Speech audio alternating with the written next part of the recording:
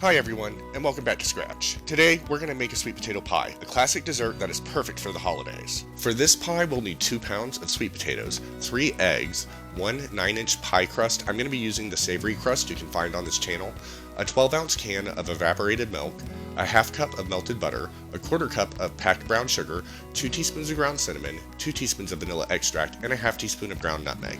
We'll start by rinsing and peeling our sweet potatoes and cutting them into about 2-inch cubes. We'll place them in a large pot, then we'll cover our potatoes with about 1 inch of water before bringing them to a boil on the stovetop over high heat. Once boiling, we'll reduce heat to medium-high and allow our potatoes to boil until tender, about 20 minutes. Once our potatoes are done, we'll drain them in the sink and transfer them to a heat-safe bowl.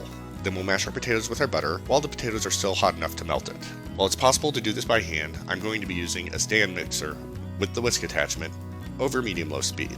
Once our butter and potatoes are well combined, we'll whisk in our 12-ounce can of evaporated milk, quarter cup of brown sugar, 2 teaspoons of cinnamon, 2 teaspoons of vanilla extract, and a half teaspoon of ground nutmeg, scraping down the sides as necessary, and allow our potato mixture to cool for about 20 minutes before adding our eggs. While our sweet potato mixture is cooling, we'll lightly flour our work surface and roll out our 9-inch pie round.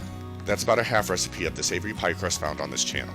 Once we've rolled out our round, we'll transfer it to an ungreased 9-inch pie dish, cut our dough about a half inch from the edge, and crimp our crust. Then we'll preheat our oven to 375 degrees Fahrenheit.